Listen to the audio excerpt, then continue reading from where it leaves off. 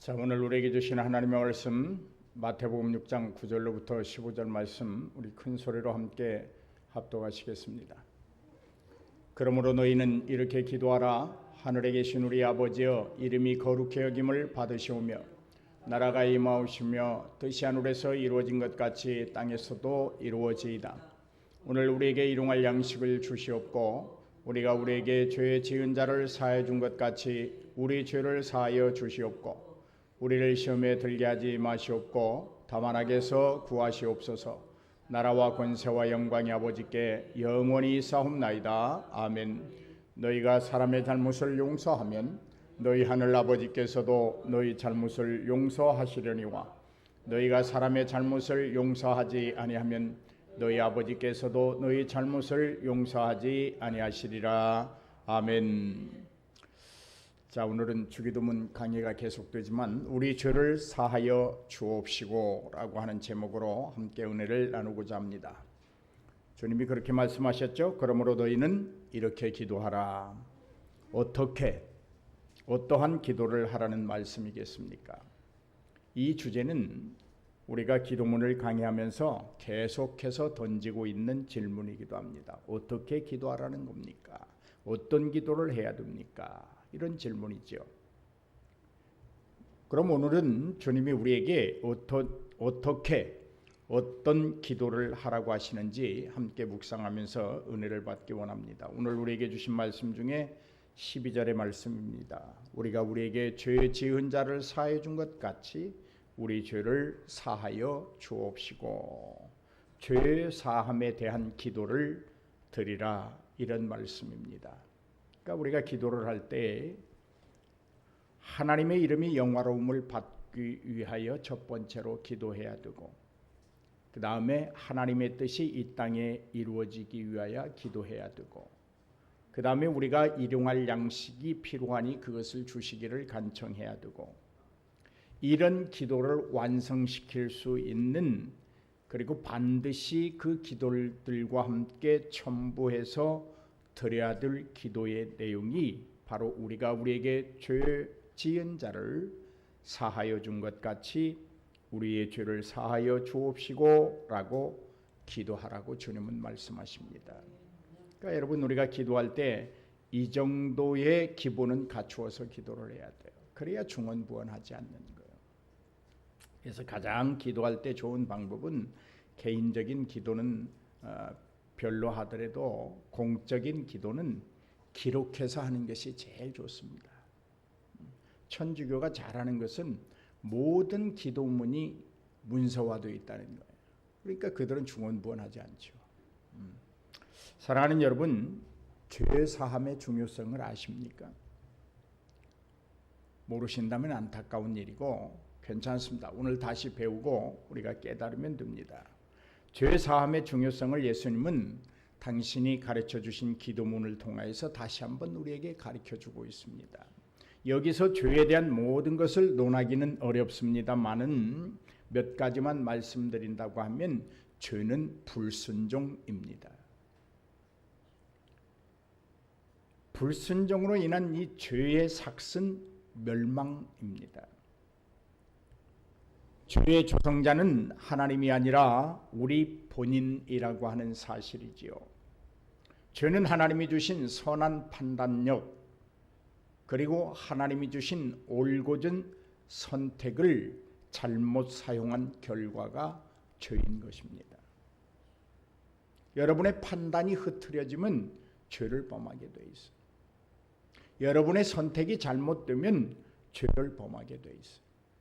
그 죄의 삭은 멸망이요, 그 죄의 근본은 불순종이라는 것입니다. 하나님이 주신 선한 판단력을 잘못 사용한다, 불순종입니다. 하나님이 주신 올곧은 선택의 어떤 능력을 잘못 사용한다, 반드시 그건 불순종입니다.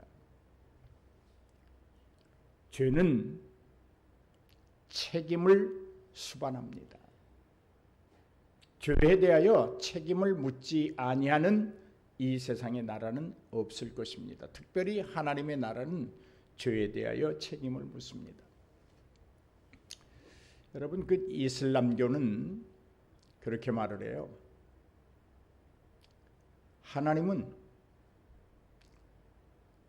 하나님이 오직 한 분이라는 것만을 고백하면 다른 모든 죄는 다 지어도 괜찮다. 이렇게 말을 해요. 그래서 그들은 성전을 하는 거예요. 전쟁을 하는 거예요.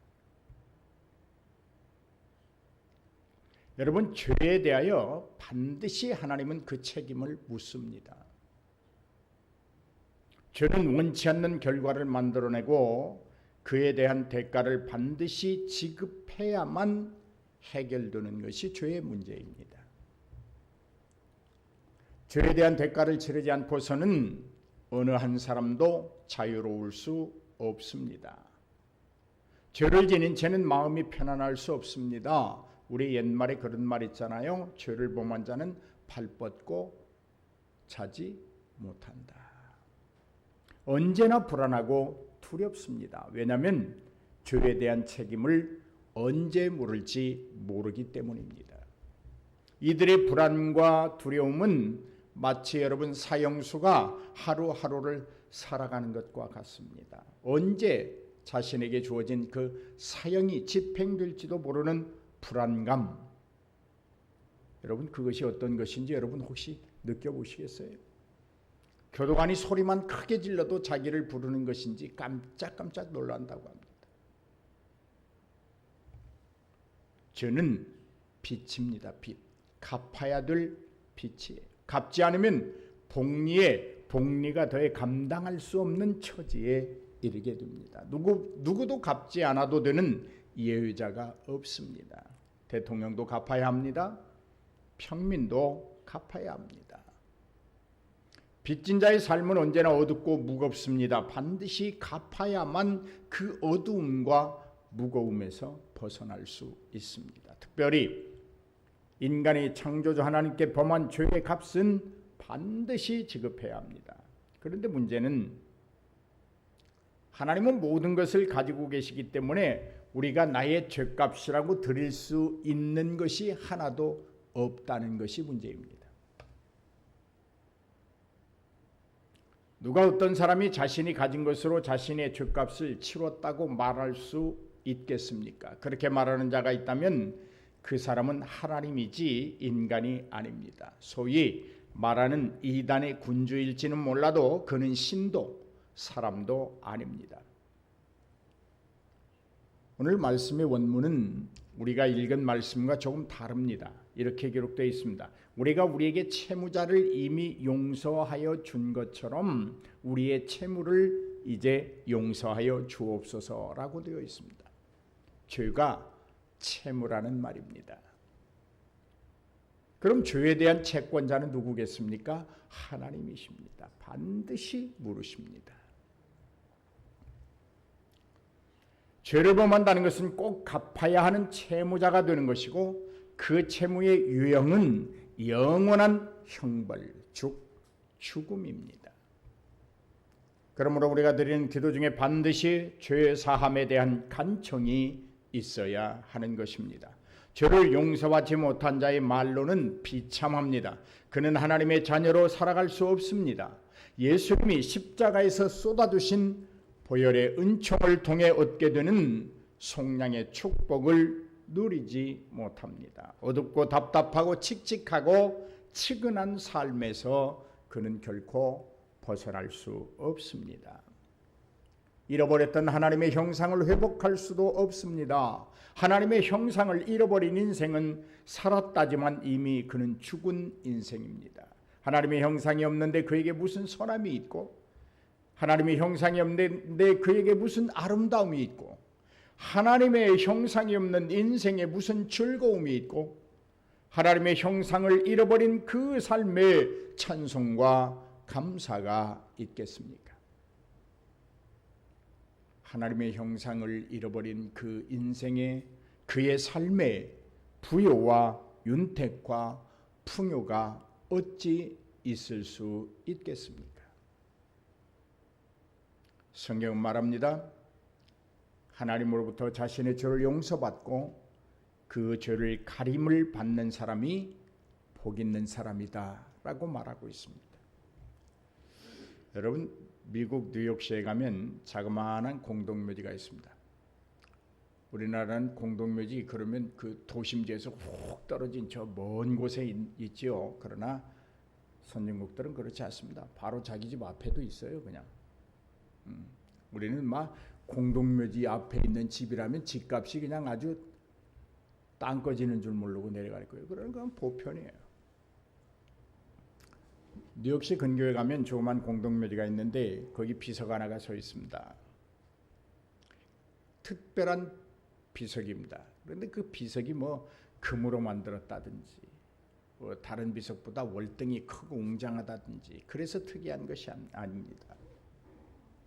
그 비석에는 자신이 태어난 날도 자신이 하나님께 부름을 받은 날도 기록되어 있지 않습니다.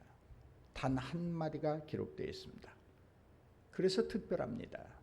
그런데 그 비석에 있는 비문 딱 한마디가 뭐냐 하면 forgive예요.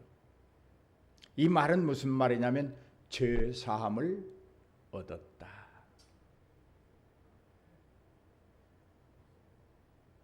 모든 죄를 용서함 받고 그의 영혼이 하나님의 부름을 받았을 때 가장 평안하게 그 육신이 잠들 수 있었다고 하는 사실을 알려주는 말, forgive라고 하는 말, 죄 사함을 얻었다.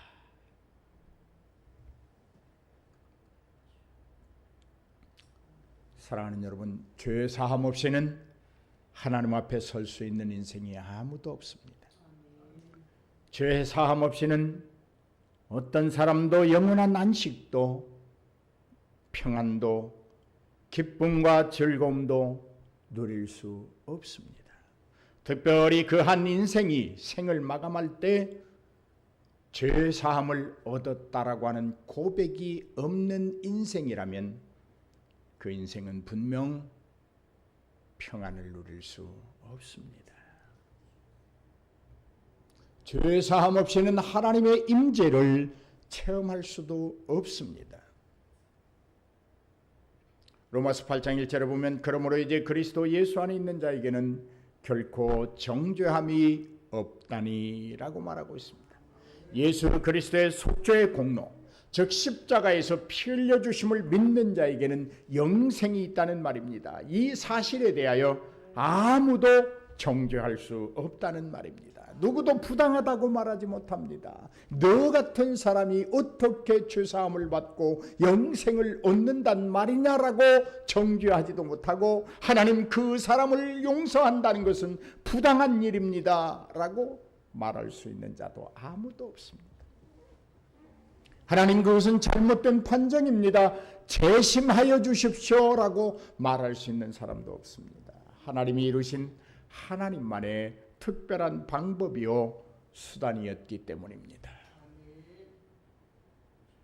아무도 정죄하지 못합니다. 잘못된 선행이라고 말하지 못합니다. 하나님이 계획하시고 하나님이 선택하신 방법에 따라 하나님이 목적하신 결과이기 때문입니다. 누가 하나님을 대신하여 우리를 정죄하고 속죄받지 못했다고 말할 수 있습니까? 우리는 다 죄 사함을 얻은 자들입니다. 하나님이 죄를 용서하셨습니다. 예수 그리스도의 피로 용서하셨습니다. 우리 모두의 죄값으로 예수님이 십자가에서 못 박혀 죽으시고 3일 만에 부활하심으로 죄 사함과 영생을 확정적인 사실로 보여주셨습니다. 왜 우리는 계속해서 죄사함의 은총을 구해야 할까요? 이는 우리의 연약성과 그로 인한 자범죄의 문제입니다. 요한복음 13장 질문에 대한 답이 있습니다. 예수께서 제자들의 발을 씻겨주실 때 베드로가 못마땅해서 발 씻기를 거부합니다. 예수님께서 베드로에게 말씀하십니다. 얘야 베드로야, 내가 너를 씻기지 않는다면 네가 나와 아무런 상관이 없어. 여기 여러분 상관이라고 하는 말은 관계라고 하는 말입니다. 너와 나의 관계는 내가 너의 발을 씻음으로 유지되는 거야. 그런 말이에요. 이 상관이 없다는 말은 단절을 말합니다. 내가 너의 발을 씻겨주지 아니하면 너와 나는 끝나는 거야. 그런 말입니다. 하나님과의 교제에 단절된 말씀입니다. 마치 아브라함의 경우처럼 잠시 믿음 없이 하갈을 첩으로 맞았다가 13년이나 침묵하셨던 하나님을 만나게 되는 것입니다. 예수님의 말씀을 들은 베드로가 깜짝 놀라 이렇게 말합니다. 주여, 아니 주님과 내가 상관이 없어진다뇨. 관계가 끊어진다뇨. 그러시다면 내 발뿐만이 아니고 내 손과 내 머리도 함께 다 씻어주십시오. 그때 예수님은 그렇게 말합니다. 이미 목욕을 한 자는 발밖에 씻을 필요가 없다. 온몸이 깨끗해져 있기 때문입니다. 이 말이 무슨 말일까요? 내가 내 발을 씻지 않으면 너와 내가 상관이 없어. 관계가 끊어져. 주님, 그렇다면 내 온몸을 씻어주십시오. 베드로야, 이미 너는 목욕을 한 자야. 죄사함을 받은 자야. 용서함을 얻은 자야. 죄사함을 얻은 자야. 그러니 이제 너는 온몸을 씻을 게 아니라 네 발만 씻어도 돼. 너와 나의 관계가 그럼 유지되는 거야. 여러분, 많은 주석가들이 그렇게 말을 합니다. 예수님이 씻겨주는 발은 우리가 매일의 삶 속에서 더럽혀진 심령 상태나 주님을 슬프게 해드린 여러 자범죄를 말하는 것이다. 그것을 날마다 주님 앞에 고하고 사함을 받으라는 거예요. 더 깊이 좀 이야기한다면 우리의 구원의 문제가 아닙니다. 이건 우리의 삶에서 범하게 되는 자잘구라한 자범죄를 하나님 앞에 날마다 사함을 구하여 용서받으라는 거예요. 온몸은 이미 우리가 예수 그리스도의 보혈을 통하여 씻음을 받고 구원받은 자로서 발을 씻으라는 거예요. 여러분, 주님을 슬프게 하면 교제가 막힙니다. 기도가 막힙니다. 관계가 끊어지면 공급이 끊어집니다.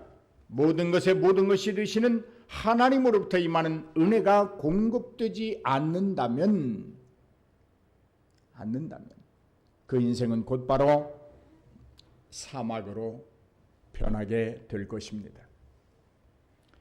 계속해서 하나님과의 관계가 형성되고 좋은 관계를 맺고 있는 인생은 시냇가에 심겨진 나무처럼 그 인생이 사시사철 푸르게 됩니다. 때를 따라 열매를 맺습니다. 그 잎사귀가 마르지 않습니다. 이 사람은 자신의 발을 날마다 씻기 위하여 하나님 앞에 죄 사함에 대한 간청을 할 것입니다. 이 사람은 죄하로 율법을 즐거워하며 묵상할 것입니다. 하나님께 자신의 죄를 고백하는데 결코 게으르지 않을 것입니다.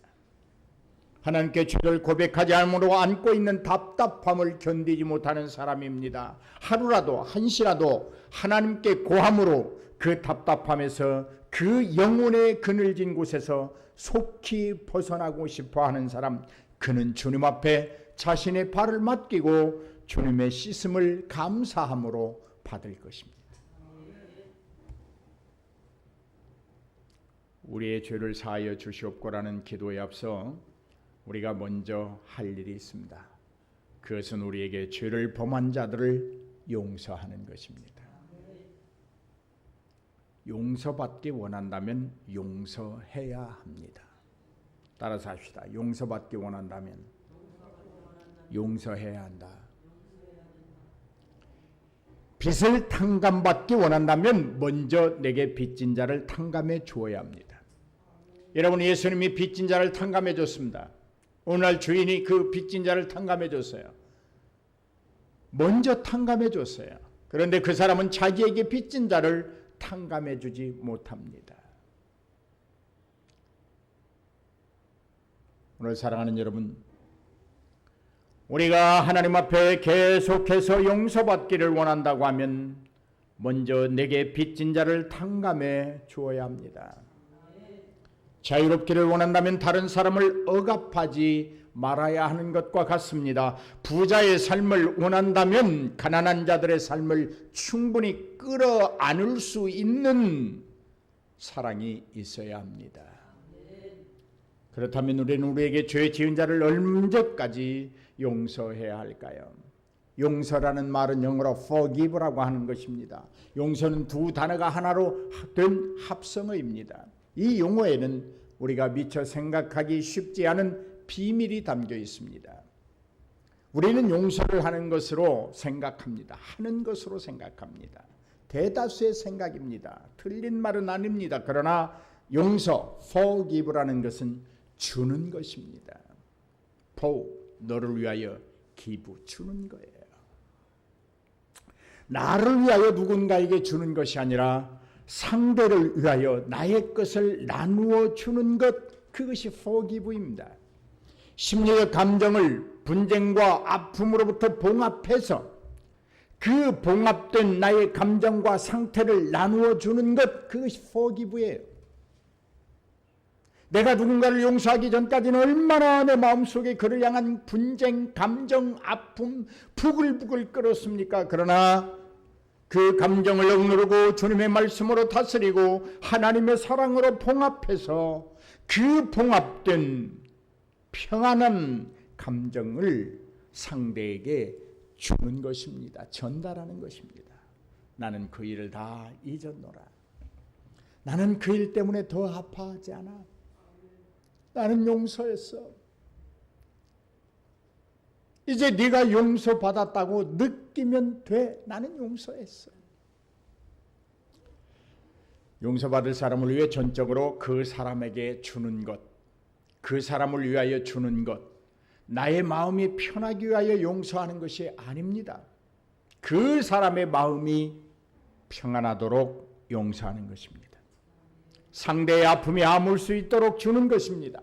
상대의 상한 감정이 치유될 수 있도록 주는 것입니다. 왜냐하면 누군가를 용서한다는 것은 내가 하나님으로부터 용서받았다는 것에 대한 믿음의 고백이기 때문입니다. 여러분, 하나님 앞에 내 죄가 용서받았다고 하는 이 사실을 믿음으로 고백하지 못한다면 그는 누구도 용서하기가 쉽지 않을 것입니다. 반대로 내가 모든 나의 죄를 하나님으로부터 용서받았다고 하는 사실을 믿고 확신하는 자는 용서하지 못할 자가 아무도 없습니다. 우리가 예수님의 보혈로 용서받았는데 누구들 용서하지 못하겠습니까? 우리가 누구든지 용서할 수 있는 것은 너무나도 당연한 결과입니다. 하나님으로부터 용서받은 자에게 있어야 할 당연한 열매라는 말씀입니다. 이런 의미에서 주님은 한 번 더 우리에게 용서의 당연성을 상기시켜주고 있는 거예요. 우리가 우리에게 죄 지은 자를 용서함 같이 우리의 죄를 용서하여 주시옵고, 용서함 같이라고 하는 말에 주목해야 합니다. 내가 이웃을 용서하지 못한다면, 내가 누군가를 도저히 용서할 수 없다면 하나님은 어떻게 하실까라는 문제입니다. 물론 우리가 누군가를 용서하지 못하였다고 해서 하나님의 용서 효능이 떨어지거나 유통기한이 지나거나 유효기간이라는 제한을 받는 것은 아닙니다. 그러나 하나님의 용서를 체험하고 감사하는 자의 삶에는 반드시 용서가 있다는 말입니다. 용서해야 된다는 말입니다. 용서를 받기만 하고 용서할 줄 모르면 점점 받은 용서에 대한 감사나 기쁨이 사라지고 맙니다. 여러분, 타인을 용서할 때 겪게 되는 고통과 아픔이 얼마나 큰지를 알아야 합니다. 그래야 주님의 십자가의 고통도 아픔도 느껴볼 수 있습니다. 이런 말이에요. 내가 누군가를 용서하라고 하니까 참으로 마음이 막 힘들어요. 고통스러워요. 차라리 용서하지 않는 것이 더 편할 것 같아요. 그걸 겪으면서, 그걸 체험하면서 주님의 십자가를 바라보십시오. 자기 아들을 죽이는 그 하나님의 마음은 얼마나 아팠을까를 느껴보십시오. 아버지의 말씀에 순종하기 위하여 십자가에 달리신 예수 그리스도의 그 용서의 십자가의 고통은 얼마나 크게 달했을까를 체험해 보는 것입니다. 여러분, 누군가를 용서하기 쉽던가요? 어렵죠. 힘들지요. 잘 안 되죠. 그렇다면 하나님은 어떠하셨을까요? 자기 아들 죽이지 않아도 됐어요. 그런데 자기 아들을 죽이면서까지 용서하시려는 그 하나님, 쉽지 않았을 것입니다. 어렵고 힘들었을 것입니다. 어떤 아비가 아들을 죽게 하는 고통과 아픔을 기쁨으로 하겠습니까? 그런데도 하나님은 기꺼이 용서를 택하셨습니다. 용서하는 것이 용서하지 않는 것보다 더 큰 기쁨이었기 때문입니다. 하나님의 용서는 당신을 위한 것이 아니라 우리를 위한 것입니다.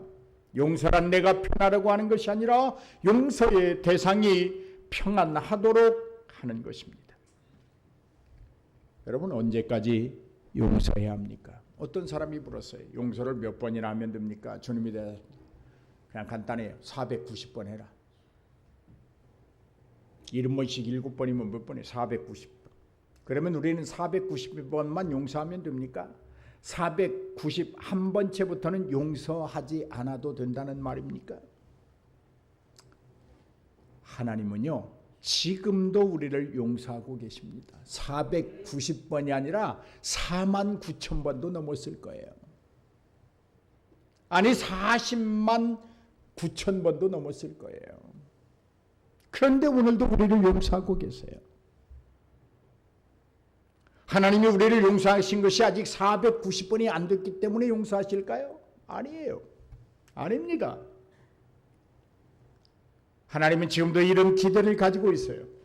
내가 너희를 용서하는 것을 너희가 진심으로 실제적으로 체험하고 느끼고 용서받았다고 하는 것을 확증함으로 말미암아 진정으로 내 사람이 되기까지 나는 계속해서 용서할 것이다. 할렐루야. 할렐루야. 사랑과 용서는 상대방이 그것을 느낄 수 있을 때까지 하는 것입니다. 몇 번 하다가 그치면 온전한 사랑이나 용서를 이룰 수 없습니다. 어쩌면 평생 해야 할 인생사의 숙제가 사랑과 용서입니다. 한두 번 용서했음에도 변화가 일어나지 않아 포기했습니까? 저 사람은 도저히 용서할 수 없는 사람이라고 아예 포기하겠습니까? 우리는 주님 앞에서 얼마나 용서에 대하여 변화된 삶을 사십니까? 하나님이 언제 한번 우리를 향해 너는 도저히 용서할 수 없는 놈이야 라고 말씀하시는 거 들었습니까? 얘야, 난 너의 연약함을 안다.